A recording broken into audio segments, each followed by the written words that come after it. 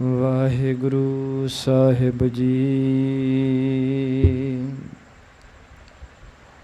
ਡੰਡੌਤ ਬੰਦਨ ਅਨਕ ਬਾਰ, ਸਰਬ ਕਲਾ ਸਮਰੱਥ। ਡੋਲਣ ਤੇ ਰਾਖੋ ਪ੍ਰਭੂ, ਨਾਨਕ ਦੇ ਕਰ ਹੱਥ। ਡੋਲਣ ਤੇ ਰਾਖੋ ਪ੍ਰਭੂ,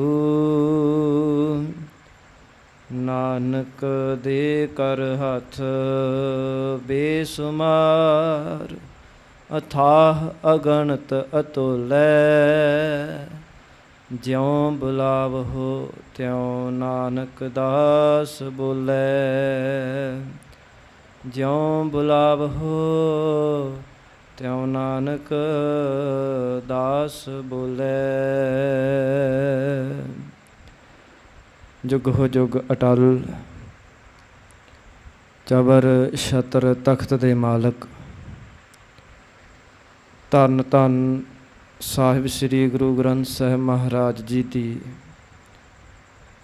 ਪਾਵਨ ਹਜ਼ੂਰੀ ਦੇ ਅੰਦਰ ਸੁਭਾਇਮਾਨ ਗੁਰੂ ਰੂਪ ਗੁਰੂ ਖਾਲਸਾ ਸਾਧ ਸੰਗਤ ਜੀਓ। ਸਤਿਗੁਰਾਂ ਦੀ ਅਪਾਰ ਬਖਸ਼ਿਸ਼ ਦੇ ਸਦਕਾ ਜੋ ਧੰਨ ਧੰਨ ਸਾਹਿਬ ਸ੍ਰੀ ਗੁਰੂ ਗ੍ਰੰਥ ਸਾਹਿਬ ਮਹਾਰਾਜ ਜੀ ਦੀ ਲੜੀਵਾਰ ਵਿਚਾਰ ਕਰਦੇ ਹਾਂ। ਜਪਜੀ ਸਾਹਿਬ ਦੀ ਬਾਣੀ ਦੀ ਪਾਵਨ ਵਿਚਾਰ ਚੱਲ ਰਹੀ ਹੈ ਔਰ ਵਿਚਾਰ ਕਰਦੇ ਹਾਂ। ਹਾਲੇ ਤੱਕ ਆਪਾਂ ਨੇ ਪੰਚ ਵਾਲੀ ਪੌੜੀ ਜੋ ਹੈ ਉੱਥੋਂ ਤੱਕ ਆਪਾਂ ਵਿਚਾਰ ਕੀਤੀ ਹੈ।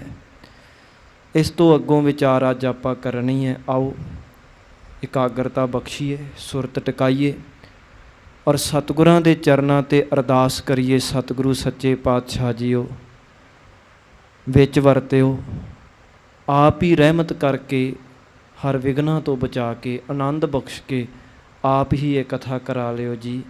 ਆਓ ਸਤ ਸੰਗਤ ਸਾਰੇ ਸਤਿਗੁਰਾਂ ਦੀ ਬਖਸ਼ੀ ਫਤਿਹ ਵਿੱਚ ਹਾਜ਼ਰੀ ਭਰੀਏ। ਵਾਹਿਗੁਰੂ ਜੀ ਕਾ ਖਾਲਸਾ, ਵਾਹਿਗੁਰੂ ਜੀ ਕੀ ਫਤਿਹ।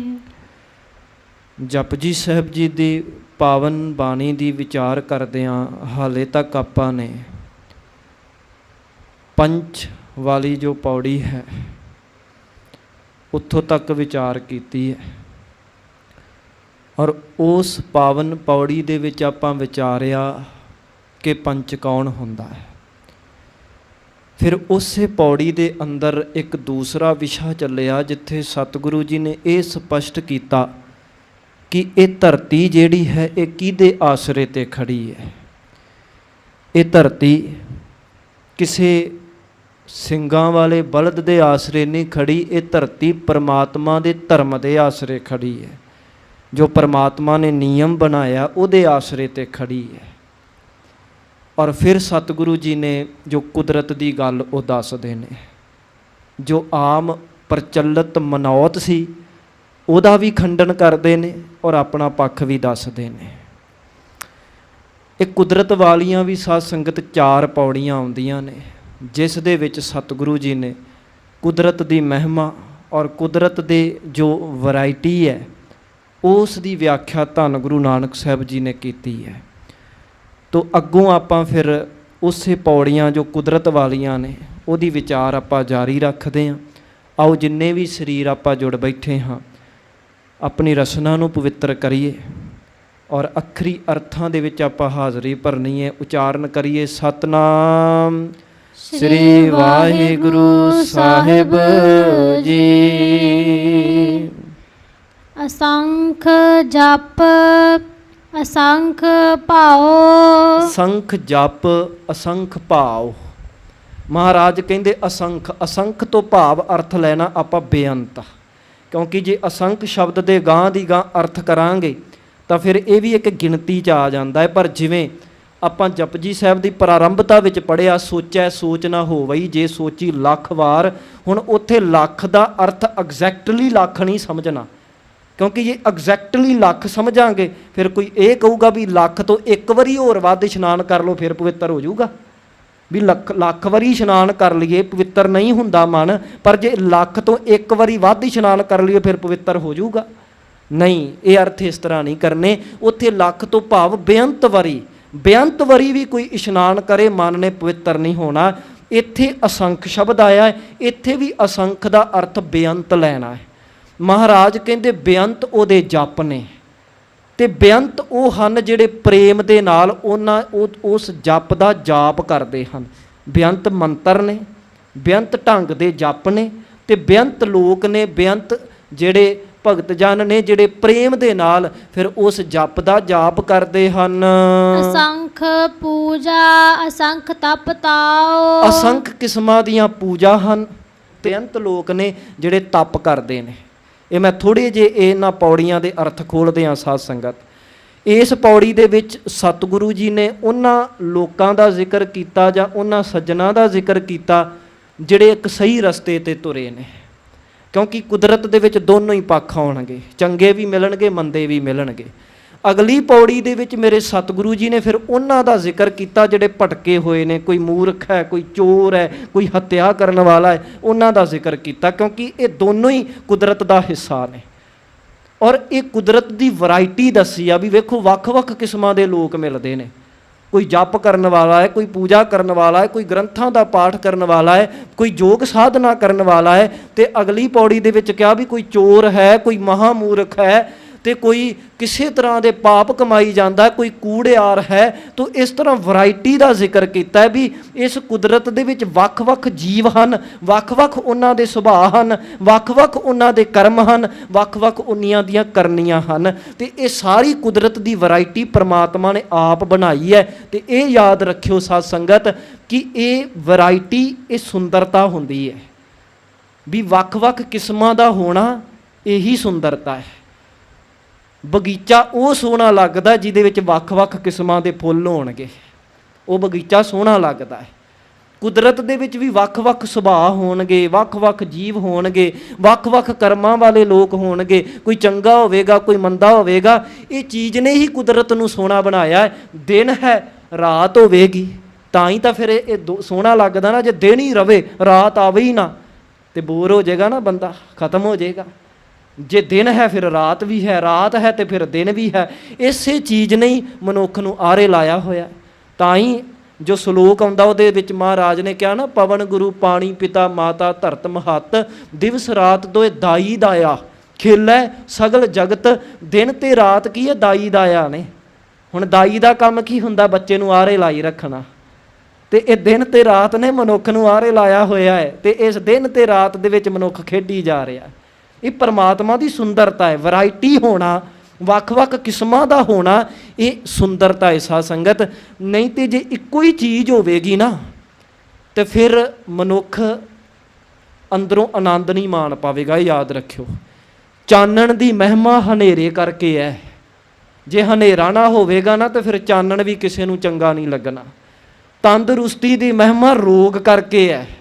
ਇਸੇ ਤਰ੍ਹਾਂ ਚੰਗੇ ਮਨੁੱਖ ਦੀ ਜਿਹੜੀ ਉਪਮਾ ਹੈ ਉਹ ਮੰਦੇ ਮਨੁੱਖਾਂ ਕਰਕੇ ਆ। ਜੇ ਇਸ ਦੁਨੀਆ ਦੇ ਵਿੱਚ ਕਿੰਨੇ ਮੰਦੇ ਮਨੁੱਖ ਮਿਲਦੇ ਆ ਨਾ, ਫੇਰ ਹੀ ਚੰਗਿਆਂ ਦੀ ਤਾਰੀਫ ਹੁੰਦੀ ਆ ਵੀ ਵੇਖੋ ਇੰਨੀ ਦੁਨੀਆ ਮੰਦੀ ਹੈ ਤੇ ਆਹ ਇੰਨੀ ਮੰਦੀ ਦੁਨੀਆ ਵਿੱਚ ਇੱਕ ਚੰਗਾ ਮਨੁੱਖ ਹੈ, ਇਹ ਤਾਂ ਸੰਤ ਹੈ। ਤੋ ਸੰਤ ਦੀ ਉਪਮਾ ਮੰਦਿਆਂ ਕਰਕੇ ਆ, ਜਿਵੇਂ ਚਾਨਣ ਦੀ ਉਪਮਾ ਹੈ ਉਹ ਹਨੇਰੇ ਕਰਕੇ ਹੈ। ਤੋ ਇਹ ਵੈਰਾਈਟੀ ਹੋਣਾ, ਜੇ ਵੈਰਾਈਟੀ ਨਹੀਂ ਹੋਵੇਗੀ ਨਾ ਸਾਧ ਸੰਗਤ, ਇਹ ਕੁਦਰਤ ਵੀ ਖਤਮ ਹੋ ਜਾਵੇਗੀ। ਮੈਂ ਇੱਕ ਛੋਟੀ ਜਿਹੀ ਉਦਾਹਰਨ ਲਵਾਂ। ਇਸ ਸੰਸਾਰ ਦੇ ਵਿੱਚ ਅੱਜ ਕਈ ਦੇਸ਼ਾਂ ਦੇ ਵੱਲੋਂ ਹੁਣ ਜੰਗਲ ਉਗਾਏ ਜਾ ਰਹੇ ਨੇ। ਚਾਈਨਾ ਦੀ ਇੱਕ ਘਟਨਾ ਹੈ, ਉਹਨਾਂ ਨੇ ਵੀ ਜੰਗਲ ਲਾਏ ਤੇ ਉਹਨਾਂ ਨੇ ਇੱਕ ਕੰਮ ਕੀ ਕੀਤਾ ਵੀ ਜਦੋਂ ਵੱਡੀ ਗਿਣਤੀ ਦੇ ਵਿੱਚ ਪੌਦੇ ਲਾਏ, ਇੱਕ ਜੰਗਲ ਬਣਾਇਆ ਨਾ, ਤੇ ਕਹਿੰਦੇ ਕੁਝ ਸਾਲਾਂ ਬਾਅਦ ਜਿਸ ਜਗ੍ਹਾ ਤੇ ਉਹ ਜੰਗਲ ਲਾਇਆ ਗਿਆ ਸੀ ਉਹ ਜ਼ਮੀਨ ਬੰਜਰ ਹੋ ਗਈ। ਬੰਜਰ ਹੋਣ ਦਾ ਕਾਰਨ ਕੀ ਸੀ? ਬੰਜਰ ਹੋਣ ਦਾ ਕਾਰਨ ਇਹ ਸੀ ਕਿ ਉਹਨਾਂ ਨੇ ਜੰਗਲ ਤਾਂ ਲਾਇਆ ਪਰ ਉਹਦੇ ਵਿੱਚ ਪੌਦੇ ਜਿਹੜੇ ਲਾਏ ਸੀ ਨਾ ਉਹ ਇੱਕੋ ਹੀ ਕਿਸਮ ਦੇ ਲਾਤੇ। ਤੇ ਇੱਕੋ ਹੀ ਕਿਸਮ ਦੇ ਪੌਦੇ ਲਾਉਣ ਕਰਕੇ ਕੀ ਹੋਇਆ ਵੀ ਧਰਤੀ ਦੇ ਵਿੱਚੋਂ ਇੱਕੋ ਹੀ ਤੱਤ ਉਹ ਪੌਦੇ ਲਈ ਗਏ ਤੇ ਉਹ ਧਰਤੀ ਦੇ ਵਿੱਚੋਂ ਉਹ ਤੱਤ ਹੀ ਖਤਮ ਹੋ ਗਏ, ਉਹ ਜ਼ਮੀਨ ਉੱਥੋਂ ਬੰਜਰ ਹੋ ਗਈ। ਇਸੇ ਕਰਕੇ ਜੰਗਲ ਉਹੀ ਭਲਾ ਹੈ, ਜੰਗਲ ਉਹੀ ਲਾਭਦਾਇਕ ਆ ਜਿਹਦੇ ਵਿੱਚ ਵੱਖ-ਵੱਖ ਕਿਸਮਾਂ ਦੇ ਪੇੜ ਪੌਦੇ ਹੋਣਗੇ। ਤੋ ਵੈਰਾਈਟੀ ਹੀ ਕੁਦਰਤ ਦੀ ਸੁੰਦਰਤਾ ਹੈ ਸਾਧ ਸੰਗਤ। ਤੇ ਇਹ ਪ੍ਰਮਾਤਮਾ ਦੀ ਰਹਿਮਤ ਹੈ। ਕੋਈ ਚੰਗਾ ਹੈ, ਕੋਈ ਮਾੜਾ ਹੈ, ਲੋਕਾਂ ਦੇ ਸੁਭਾਅ ਵੱਖੋ ਵੱਖਰੇ ਹੈ। ਕੋਈ ਜਪੀ ਹੈ, ਕੋਈ ਤਪੀ ਹੈ, ਕੋਈ ਗ੍ਰੰਥਾਂ ਦਾ ਪਾਠ ਕਰਨ ਵਾਲਾ ਹੈ, ਕੋਈ ਚੋਰ ਹੈ, ਕੋਈ ਹਰਾਮਖੋਰ ਹੈ। ਇਹ ਵੈਰਾਈਟੀ ਦਾ ਹੋਣਾ ਇਹ ਕੁਦਰਤ ਦੀ ਸੁੰਦਰਤਾ ਹੈ, ਕੋਈ ਕਰੋਪੀ ਨਹੀਂ ਹੈਗੀ ਸਾਧ ਸੰਗਤ। ਹੁਣ ਮੰਨ ਲਓ ਅਸੀਂ ਇੱਕੋ ਹੀ ਸਬਜ਼ੀ ਰੋਜ਼ ਖਾਈ ਜਾਵਾਂਗੇ, ਕਿਸੇ ਦਾ ਫੇਵਰੇਟ ਸਾਗ ਹੋਵੇ, ਪਰ 10 ਦਿਨ ਨੂੰ ਉਹੀ ਸਾਗ ਖਵਾ ਕੇ ਦੇਖੋ, 11ਵੇਂ ਦਿਨ ਚਲਾ ਕੇ ਮਾਰੇਗਾ ਮੈਂ ਨਹੀਂ ਖਾਂਦਾ, ਰੋਜ਼ ਸਾਗ ਚੱਕ ਲਿਆਉਂਦੇ ਆ, ਕਰਦੇ ਨਾ ਫਿਰ ਐਵੇਂ ਦੀਆਂ ਗੱਲਾਂ। ਇਹ ਕਿਉਂ? ਕਿਉਂਕਿ ਇੱਕੋ ਹੀ ਚੀਜ਼ ਵਾਰ-ਵਾਰ ਹੁੰਦੀ ਰਹੇਗੀ ਨਾ, ਮਨੁੱਖ ਅੱਕ ਜਾਂਦਾ ਹੈ। ਜੇ ਇੱਕੋ ਹੀ ਚੀਜ਼ ਇਸ ਕੁਦਰਤ ਦੇ ਵਿੱਚ ਮਿਲਦੀ ਰਹੇਗੀ ਤੇ ਇਹ ਮਨੁੱਖ ਵੀ ਅੰਦਰੋਂ ਖਤਮ ਹੋ ਜਾਵੇਗਾ। ਇਸੇ ਕਰਕੇ ਪ੍ਰਮਾਤਮਾ ਨੇ ਨਾ ਸਾਧ ਸੰਗਤ ਇਸ ਕੁਦਰਤ ਦੇ ਵਿੱਚ ਵੈਰਾਈਟੀ ਬਣਾਈ ਹੈ, ਵੱਖ-ਵੱਖ ਕਿਸਮਾਂ ਬਣਾਈਆਂ ਨੇ। ਤਾਂ ਮਹਾਰਾਜ ਕਹਿੰਦੇ ਸਭ ਤੋਂ ਪਹਿਲਾਂ ਮਹਾਰਾਜ ਨੇ ਉਹਨਾਂ ਕਿਸਮਾਂ ਦਾ ਜ਼ਿਕਰ ਕੀਤਾ ਜਿਹੜੇ ਇੱਕ ਚੰਗੇ ਪਾਸੇ ਤੁਰੇ ਨੇ। ਮਹਾਰਾਜ ਕਹਿੰਦੇ ਬੇਅੰਤ ਜਪ ਨੇ ਤੇ ਬੇਅੰਤ ਉਹਨਾਂ ਦੇ ਉਸ ਜਪਾਂ ਦੇ ਪ੍ਰੇਮੀ ਹਨ।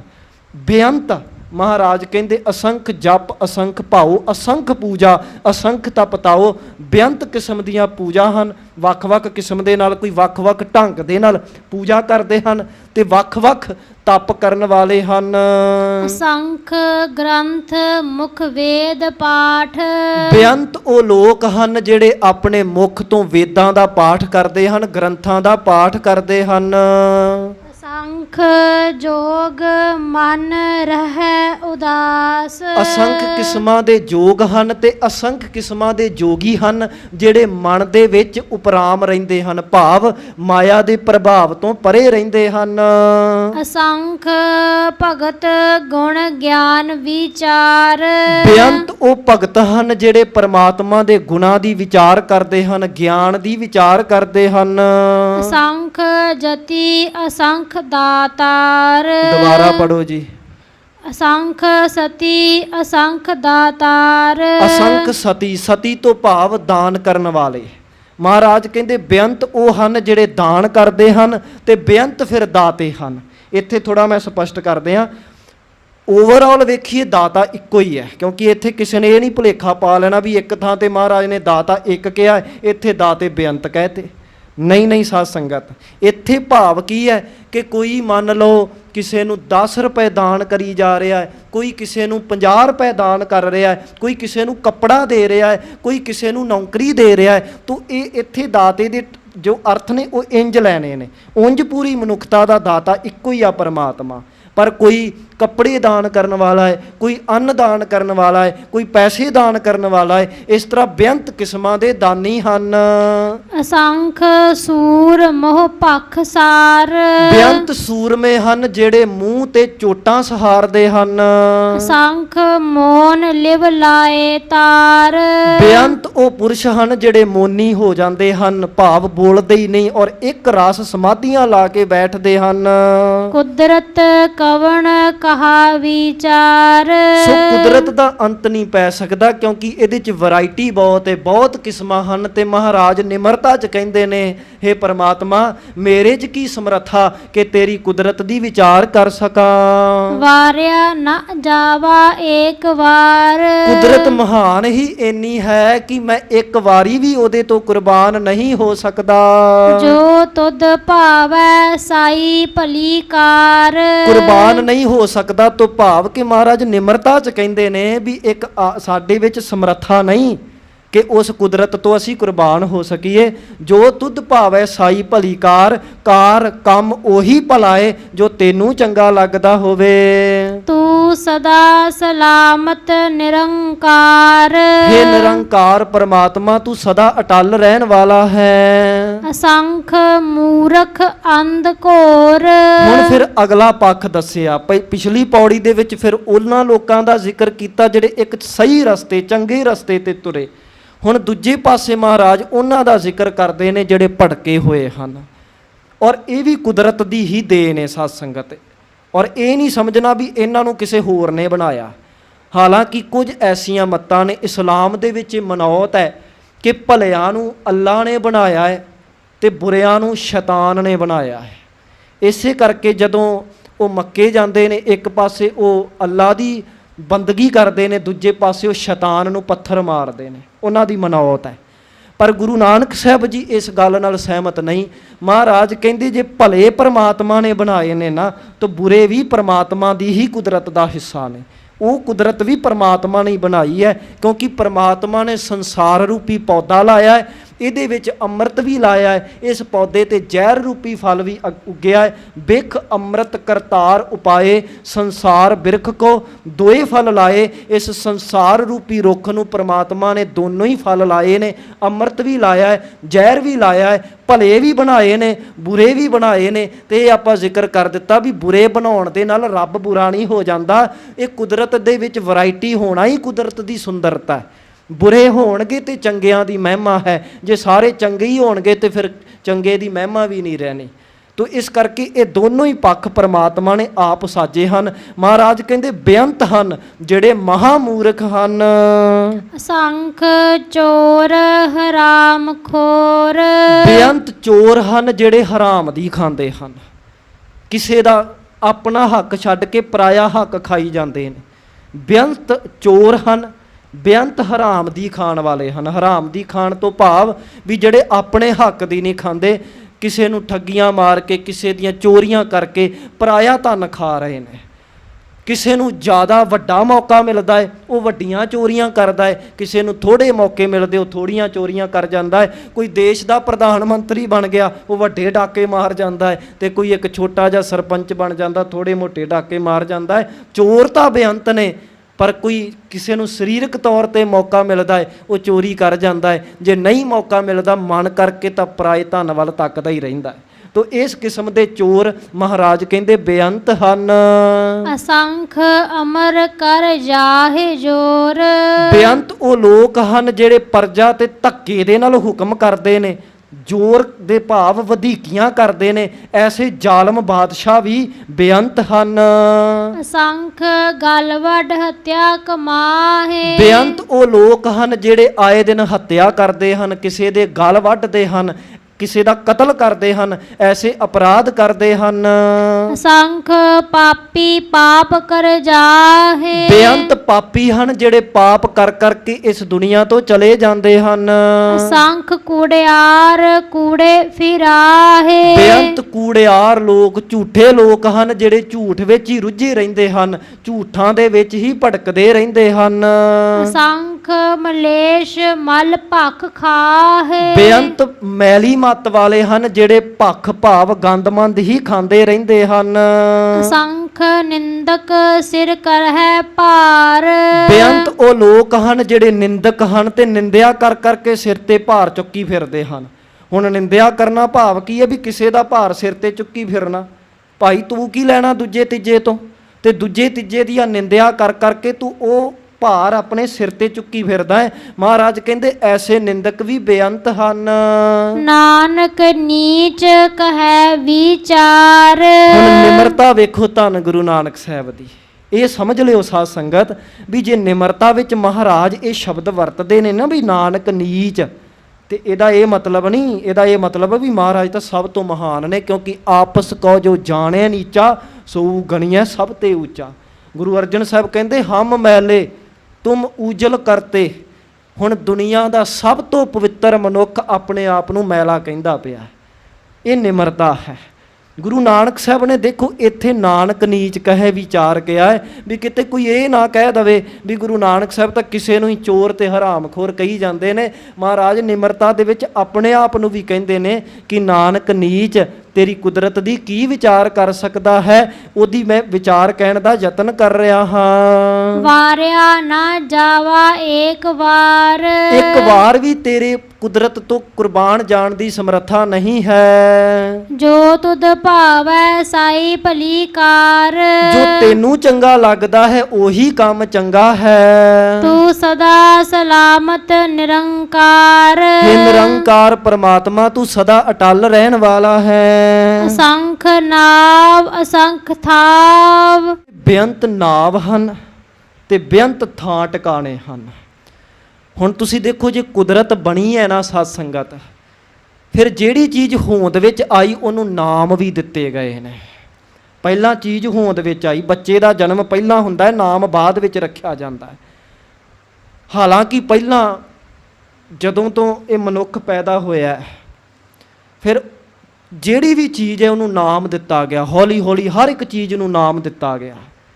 ਹਰ ਇੱਕ ਦੇਸ਼ ਦਾ ਨਾਮ ਹੈ, ਹਰ ਇੱਕ ਸਟੇਟ ਦਾ ਨਾਮ ਹੈ, ਹਰ ਇੱਕ ਪਿੰਡ ਦਾ ਨਾਮ ਹੈ, ਹਰ ਇੱਕ ਮੁਹੱਲੇ ਦਾ ਨਾਮ ਹੈ, ਹਰ ਇੱਕ ਸੜਕ ਦਾ ਨਾਮ ਹੈ, ਹਰ ਇੱਕ ਨਦੀ ਦਾ ਨਾਮ ਹੈ, ਹਰ ਇੱਕ ਸ਼ਹਿਰ ਦਾ ਨਾਮ ਹੈ, ਹਰ ਇੱਕ ਬੱਸ ਦੇ ਵੀ ਨਾਮ ਦਿੱਤੇ ਹੋਏ ਨੇ, ਕਾਰਾਂ ਨੂੰ ਨਾਮ ਦਿੱਤੇ ਹੋਏ ਨੇ, ਗੱਡੀਆਂ ਨੂੰ ਨਾਮ ਦਿੱਤੇ ਹੋਏ ਨੇ, ਜਾਨਵਰਾਂ ਨੂੰ ਨਾਮ ਦਿੱਤੇ ਨੇ, ਮਨੁੱਖਾਂ ਨੇ ਆਪਣੇ ਨਾਮ ਰੱਖੇ ਹੋਏ ਨੇ। ਤੇ ਇੱਥੋਂ ਤੱਕ ਜਿਵੇਂ ਜਿਵੇਂ ਗੁਣਾਂ ਦੀ ਸਮਝ ਪੈਂਦੀ ਆ, ਮਨੁੱਖ ਨੇ ਰੱਬ ਦੇ ਵੀ ਨਾਮ ਦਿੱਤੇ ਹੋਏ ਨੇ।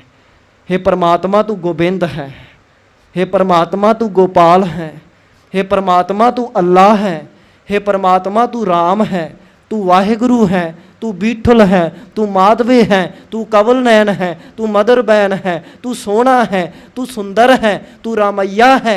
इस तरह बेअंत नाम जेड़े ने परमात्मा नूं भी दिते हन। महाराज कहंदे बेअंत नाम हन ते बेअंत उन्हां दे टिकाणे हन। परमात्मा भी देखो हर थां ते रमिया होया, तो उहदा भी टिकाणा हर थां ही उहदा टिकाणा हो गया। ते बेअंत टिकाणे भी हन। जिन्ने शरीर ने ये भी तो एक टिकाणा ही है ना, आ साडा शरीर भी एक टिकाणा एक थां ही है। तो इस तरह बेअंत थां हन, बेअंत नाम हन। ये सतगुरु जी फरमाउंदे हन, अगम अगम असंख ते लोक। महाराज कहंदे बेअंत लोक हन जिन्हां तक पहुँच भी नहीं हो सकती। ਹੁਣ ਸਾਇੰਸ ਬੜੇ ਯਤਨ ਕਰਦੀ ਪਈ ਆ ਦੂਰ ਦੂਰ ਤੱਕ ਖੋਜਣ ਦੀ। ਇਹਨੇ ਹੋਰ ਪਲੈਨਟਸ ਦੀ ਖੋਜ ਕਰ ਲਈ, ਹੋਰ ਬ੍ਰਹਿਮੰਡਾਂ ਦੀ ਗੱਲ ਤਾਂ ਕਰਦਾ, ਪਰ ਉੱਥੋਂ ਤੱਕ ਪਹੁੰਚ ਨਹੀਂ ਹੋਈ। ਕਿੰਨੇ ਲੋਕ ਨੇ, ਬੇਅੰਤ ਲੋਕ ਹਨ, ਬੇਅੰਤ ਬ੍ਰਹਿਮੰਡ ਹਨ। ਪਰ ਮਹਾਰਾਜ ਕਹਿੰਦੇ ਉਹ ਬੇਅੰਤ ਬ੍ਰਹਿਮੰਡ ਹਨ ਜਿਨ੍ਹਾਂ ਤੱਕ ਅਗੰਮ ਤੋਂ ਭਾਵ ਜਿਨ੍ਹਾਂ ਤੱਕ ਪਹੁੰਚ ਨਹੀਂ ਹੋ ਸਕਦੀ। असंख कह है सिर पार होए। ਮਹਾਰਾਜ ਕਹਿੰਦੇ ਅਸੀਂ ਸ਼ਬਦ ਅਸੰਖ ਕਹਿ ਤਾਂ ਰਹੇ ਹਾਂ, ਪਰ ਅਸੰਖ ਕਹਿਣ ਦੇ ਨਾਲ ਵੀ ਸਿਰ ਤੇ ਭਾਰ ਹੀ ਚੜ੍ਹਦਾ ਹੈ। ਭਾਵ ਅਸੰਖ ਸ਼ਬਦ ਵੀ ਕੁਦਰਤ ਦੇ ਲਈ ਵਰਤਣਾ ਇਹ ਵੀ ਘੱਟ ਪੈ ਜਾਂਦਾ ਹੈ। ਭਾਵ ਵੀ ਕੁਦਰਤ ਇੰਨੀ ਵਿਸ਼ਾਲ ਹੈ ਕਿ ਉਹਦੇ ਲਈ ਸ਼ਬਦ ਅਸੰਖ ਵਰਤੀਏ ਨਾ, ਇਹ ਵੀ ਥੋੜ੍ਹਾ ਪੈ ਜਾਊਗਾ। ਇਹ ਵੀ ਕਹਿਣ ਦੇ ਨਾਲ ਸਿਰ ਤੇ ਭਾਰ ਹੋਵੇਗਾ। ਕਹਿਣ ਤੋਂ ਭਾਵ ਕਿ ਕੁਦਰਤ ਇੰਨੀ ਬੇਅੰਤ ਹੈ ਕਿ ਉਹਨੂੰ ਸ਼ਬਦਾਂ ਦੇ ਨਾਲ ਅਸੀਂ ਕਹਿ ਹੀ ਨਹੀਂ ਸਕਦੇ। ਅਖਰੀ ਨਾਮ ਅਖਰੀ ਸਾਲਾਹ। ਜੇ ਅਸੰਖ ਕਹੀਏ, ਭਾਵੇਂ ਕੁਦਰਤ ਨੂੰ ਕਹੀਏ, ਭਾਵੇਂ ਪਰਮਾਤਮਾ ਨੂੰ ਕਹੀਏ, ਮਹਾਰਾਜ ਕਹਿੰਦੇ ਜੋ ਮਰਜ਼ੀ ਆਪਣੀ ਰਸਨਾ ਤੋਂ ਪਰਮਾਤਮਾ ਲਈ ਜਾਂ ਉਹਦੀ ਬਣੀ ਹੋਈ ਕੁਦਰਤ ਲਈ ਸ਼ਬਦ ਵਰਤੋ, ਸਿਰ ਤੇ ਭਾਰ ਹੀ ਚੜ੍ਹਦਾ ਹੈ। ਭਾਵ ਨਹੀਂ ਕਹਿ ਸਕਦੇ। ਪਰ ਫਿਰ ਵੀ ਮਹਾਰਾਜ ਕਹਿੰਦੇ ਨੇ ਵੀ ਜੇ ਵਿਚਾਰ ਕਰਨੀ ਹੈ, ਉਹਦਾ ਨਾਮ ਲੈਣਾ ਹੈ, ਉਹਦੀ ਸਿਫਤ ਸਲਾਹਤਾ ਕਰਨੀ ਆ, ਉਹ ਤਾਂ ਫਿਰ ਅੱਖਰਾਂ ਦੇ ਨਾਲ ਹੀ ਕਰਨੀ ਪਊਗੀ। ਤੇ ਅੱਖਰਾਂ ਦੀ ਫਿਰ ਕੋਈ ਨਾ ਕੋਈ ਮਿਣਤੀ ਮਾਪ ਹੁੰਦਾ ਹੈ। ਅੱਖਰ ਬੇਅੰਤ ਨਹੀਂ ਹੋ ਸਕਦੇ। ਅੱਖਰਾਂ ਦਾ ਤਾਂ ਕੋਈ ਮਾਪ ਹੋਏਗਾ ਨਾ। ਅਸੀਂ ਇਕਾਈ, 1, 10, 100, ਲੱਖ, ਕਰੋੜ ਕਿਸੇ ਨਾ ਕਿਸੇ ਗਿਣਤੀ ਤੱਕ ਪਹੁੰਚ ਜਾਵਾਂਗੇ। ਪਰ ਮਹਾਰਾਜ ਕਹਿੰਦੇ ਵੀ ਠੀਕ ਹੈ, ਅੱਖਰ ਵਰਤਣੇ ਪੈਂਦੇ ਨੇ। ਅੱਖਰ ਤਾਂ ਵਰਤਣੇ ਪੈਣਗੇ ਕਿਉਂਕਿ ਜਿਹੜੀ ਸਲਾਹਤਾ ਹੈ ਉਹ ਅੱਖਰਾਂ ਨਾਲ ਹੋਵੇਗੀ। ਅੱਖਰ ਹੋਂਦ ਵਿੱਚ ਲਿਆਂਦੇ ਗਏ। ਹਾਲਾਂਕਿ ਸਾਧ ਸੰਗਤ ਕਦੀ ਜਦੋਂ ਤੋਂ ਮਨੁੱਖ ਬਣਿਆ, ਕਦੀ ਇਸ਼ਾਰਿਆਂ ਦੇ ਨਾਲ ਗੱਲ ਸਮਝਾਈ ਜਾਂਦੀ ਸੀ, ਪਰ ਇਸ਼ਾਰੇ, ਇਹ ਭਾਸ਼ਾ, ਇਸ਼ਾਰਿਆਂ ਦੀ ਭਾਸ਼ਾ ਸਦੀਵੀ ਨਹੀਂ ਸੀ ਹੋ ਸਕਦੀ। ਕਿਉਂਕਿ ਜਿਵੇਂ ਜਿਵੇਂ ਸਮਾਂ ਬਦਲਿਆ, ਮਨੁੱਖ ਡਿਵੈਲਪ ਹੋਇਆ, ਇਹਨੇ ਅੱਖਰਾਂ ਨੂੰ ਘੜਿਆ ਤੇ ਫਿਰ ਅੱਖਰਾਂ ਦੇ ਨਾਲ ਬਾਤਾਂ ਹੋਣ ਲੱਗੀਆਂ। ਔਰ ਜਿੰਨਾ ਸੌਖ ਅੱਖਰਾਂ ਦੇ ਨਾਲ ਬਾਤਾਂ ਕਰਨ ਦੇ ਵਿੱਚ ਹੈ, ਓਨੀ ਸੌਖ ਇਸ਼ਾਰਿਆਂ ਨਾਲ ਨਹੀਂ ਹੈ। ਕਿਉਂਕਿ ਇਸ਼ਾਰੇ ਇਹ ਕੋਈ ਪਤਾ ਨਹੀਂ ਵੀ ਅਗਲਾ ਸਮਝੇ ਕਿ ਨਾ ਸਮਝੇ। ਇੱਕ ਸਮਝ ਜੂਗਾ, ਦੂਜਾ ਸਮਝੇ ਕਿ ਨਾ ਸਮਝੇ, ਤੀਜਾ ਸਮਝੇ ਕਿ ਨਾ ਸਮਝੇ। ਚਲੋ ਕੋਈ ਗੱਲ ਆਉਣ ਵਾਲੀ ਪੀੜ੍ਹੀ ਤੱਕ ਰੱਖਣੀ ਹੋਵੇ, ਕਿਤਾਬਾਂ ਲਿਖੀਆਂ ਜਾਂਦੀਆਂ। ਹੁਣ ਕਿਤਾਬਾਂ 'ਚ ਤਾਂ ਕੋਈ ਇਸ਼ਾਰਾ ਕੀ ਲਿਖਾਂਗੇ ਅਸੀਂ? ਜੇ ਇਸ਼ਾਰਿਆਂ ਨੂੰ ਵੀ ਮੈਂਸ਼ਨ ਕਰਨਾ ਤਾਂ ਕੋਈ ਅੱਖਰ ਤਾਂ ਦੇਣੇ ਹੀ ਪੈਣਗੇ ਨਾ। ਤੋ ਮਹਾਰਾਜ ਕਹਿੰਦੇ ਅਖਰੀ ਨਾਮ ਅਖਰੀ ਸਾਲਾਹ। ਤੋ ਜੇ ਉਹਦੇ ਨਾਮ ਦਾ ਜ਼ਿਕਰ ਕਰਨਾ ਹੈ, ਉਹ ਵੀ ਅੱਖਰਾਂ ਦੇ ਰਾਹੀਂ ਹੋਏਗਾ। ਹੁਣ ਵੱਖ-ਵੱਖ ਅੱਖਰ ਦਿੱਤੇ ਗਏ, ਅੱਲਾ ਅੱਖਰ ਨੇ, ਵਾਹਿਗੁਰੂ ਅੱਖਰ ਨੇ। ਤੋ ਅੱਖਰ ਤਾਂ ਵਰਤਣੇ ਪੈਣਗੇ। ਅੱਖਰਾਂ ਦੇ ਨਾਲ ਸਿਫਤ ਸਲਾਹਤਾ ਕੀਤੀ ਜਾਂਦੀ ਹੈ। ਅਖਰੀ ਗਿਆਨ ਗੀਤ ਗੁਣ ਗਾਹ। ਅੱਖਰਾਂ ਦੇ ਨਾਲ ਹੀ ਗਿਆਨ ਦੀ ਵਿਚਾਰ ਕੀਤੀ ਜਾਂਦੀ ਹੈ। ਅੱਖਰਾਂ ਦੇ ਨਾਲ ਹੀ ਕੋਈ ਗੀਤ, ਰੱਬ ਦੇ ਗੀਤ ਗਾਏ ਜਾਂਦੇ ਹਨ। ਤੇ ਅੱਖਰਾਂ ਦੇ ਨਾਲ ਹੀ ਫਿਰ ਗੁਣਾਂ ਦੇ ਨਾਲ ਸਾਂਝ ਪਾਈ ਜਾਂਦੀ ਹੈ, ਗੁਣਾਂ ਤੋਂ ਵਾਕਫ ਹੋਈਦਾ ਹੈ। ਅਖਰੀ ਲਿਖਣ ਬੋਲਣ ਬਾਣ।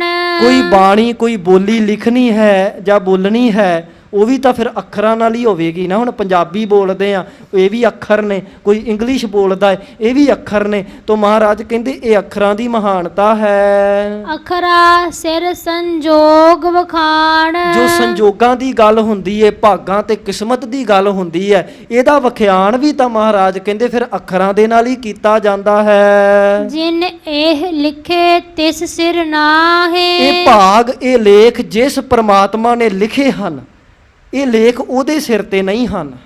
ਪਰਮਾਤਮਾ ਨੇ ਪੂਰੀ ਕੁਦਰਤ ਦੇ ਲੇਖ ਲਿਖੇ ਨੇ, ਪਰ ਇਹ ਨਹੀਂ ਵੀ ਰੱਬ ਆਪ ਵੀ ਲੇਖਿਆਂ ਵਿੱਚ ਹੈ, ਨਹੀਂ, ਉਹ ਆਪ ਲੇਖਿਆਂ ਤੋਂ ਬਾਹਰ ਹੈ। ਜਿਵ ਫੁਰਮਾਏ ਤਿਵ ਤਿਵ ਪਾਹੇ। ਔਰ ਜਿਸ ਤਰ੍ਹਾਂ ਉਹਨੇ ਫਰਮਾਨ ਕੀਤਾ ਤਿਵੇਂ ਤਿਵੇਂ ਜਿਹੜੀ ਇਹ ਕੁਦਰਤ ਹੈ ਉਹ ਫਿਰ ਉਹ ਕੁਝ ਪਾਉਂਦੀ ਹੈ, ਉਹ ਕੁਝ ਹਾਸਲ ਕਰਦੀ ਹੈ। ਜੇਤਾ ਕੀਤਾ ਤੇਤਾ ਨਾਉ। ਮਹਾਰਾਜ ਕਹਿੰਦੇ ਜੇਤਾ ਕੀਤਾ, ਜਿੰਨਾ ਵੀ ਇਹ ਪਸਾਰਾ ਪ੍ਰਮਾਤਮਾ ਨੇ ਕੀਤਾ ਹੈ, ਉਸ ਹਰ ਥਾਂ ਤੇ ਪ੍ਰਮਾਤਮਾ ਦੀ ਹੋਂਦ ਹੈ। ਨਾਮ ਦਾ ਅਰਥ, ਨਾਉ ਦਾ ਅਰਥ ਉਹਦੀ ਹੋਂਦ। ਦੂਸਰੇ ਅਰਥ ਕਰੀਏ ਕਿ ਉਹਦਾ ਜਿਹੜਾ ਸ਼ਬਦ ਹੈ ਉਹ ਹਰ ਥਾਂ ਤੇ ਮੌਜੂਦ ਹੈ। ਜੋ ਪਰਮਾਤਮਾ ਹੈ ਉਹਦੀ ਹੋਂਦ ਹਰ ਥਾਂ ਤੇ ਮੌਜੂਦ ਹੈ, ਹਰ ਥਾਂ ਤੇ ਉਹ ਪਰਮਾਤਮਾ ਰਮਿਆ ਹੋਇਆ ਹੈ। ਵਿਣ ਨਾਵੈ ਨਾਹੀ ਕੋ ਥਾਉ। ਐਸਾ ਕੋਈ ਥਾਂ ਟਿਕਾਣਾ ਨਹੀਂ ਜਿੱਥੇ ਪਰਮਾਤਮਾ ਦੀ ਹੋਂਦ ਨਹੀਂ। ਤੋ ਭਾਵ ਪਰਮਾਤਮਾ ਦੀ ਹੋਂਦ ਹਰ ਜਗ੍ਹਾ ਤੇ ਹੈ। ਕੁਦਰਤ ਕਵਣ ਕਹਾ ਵਿਚਾਰ। ਮਹਾਰਾਜ ਕਹਿੰਦੇ ਮੇਰੇ ਅੰਦਰ ਕੀ ਸਮਰੱਥਾ ਕਿ ਮੈਂ ਉਸ ਬੇਅੰਤ ਕੁਦਰਤ ਦੀ ਵਿਚਾਰ ਕਰ ਸਕਾਂ। ਇਹ ਮੇਰੇ ਸਤਿਗੁਰੂ ਦੀ ਨਿਮਰਤਾ ਹੈ। ਵਾਰਿਆ ਨ ਜਾਵਾ ਏਕ ਵਾਰ। ਇੱਕ ਵਾਰ ਵੀ ਉਸ ਕੁਦਰਤ ਤੋਂ ਕੁਰਬਾਨ ਨਹੀਂ ਜਾਇਆ ਜਾ ਸਕਦਾ। ਜੋ ਤੁਧ ਭਾਵੈ ਸਾਈ ਭਲੀ ਕਾਰ। ਕੰਮ ਉਹੀ ਚੰਗਾ ਜੋ ਤੈਨੂੰ ਚੰਗਾ ਲੱਗਦਾ ਹੈ। ਤੂੰ ਸਦਾ ਸਲਾਮਤ ਨਿਰੰਕਾਰ। हे ਪ੍ਰਮਾਤਮਾ, ਤੂੰ ਸਦਾ ਸਲਾਮਤ ਹੈ, ਤੂੰ ਸਦਾ ਅਟਲ ਰਹਿਣ ਵਾਲਾ ਹੈ। ਤੋ ਇਹ ਕੁਦਰਤ ਦੀਆਂ 4 ਪੌੜੀਆਂ ਦੀ ਵਿਚਾਰ ਸੰਪੰਨ ਹੋਈ ਹੈ। ਸਤਿਗੁਰੂ ਰਹਿਮਤ ਕਰਨ ਜੀ। ਵਿਚਾਰ ਕਰਦੇ ਆ ਬੇਅੰਤ ਭੁੱਲਾਂ ਹੋਈਆਂ ਸਤਿਗੁਰੂ ਬਖਸ਼ ਲੈਣ। ਇਸ ਤੋਂ ਅਗਲੀਆਂ ਪੌੜੀਆਂ ਦੀ ਵਿਚਾਰ ਫਿਰ ਆਪਾਂ ਅੱਗੋਂ ਕਰਾਂਗੇ। ਸਤਿਗੁਰੂ ਬਖਸ਼ਿੰਦ ਹਨ। ਸਤਿਗੁਰੂ ਜੀ ਅਗਾਂਹ ਵੀ ਇਹ ਕਥਾ ਆਪ ਹੀ ਕਰਾ ਲਿਓ। ਆਓ ਆਖਰੀ 2 ਤੁਕਾਂ ਪੜ੍ਹ ਕੇ ਆਪਾਂ ਫਤਿਹ ਵਿੱਚ ਹਾਜ਼ਰੀ ਭਰੀਏ ਜੀ। ਜੋ ਤੁਧ ਭਾਵੈ ਸਾਈ ਭਲੀ ਕਾਰ। ਤੂੰ ਸਦਾ ਸਲਾਮਤ ਨਿਰੰਕਾਰ। ਵਾਹਿਗੁਰੂ ਜੀ ਕਾ ਖਾਲਸਾ, ਵਾਹਿਗੁਰੂ ਜੀ ਕੀ ਫਤਿਹ।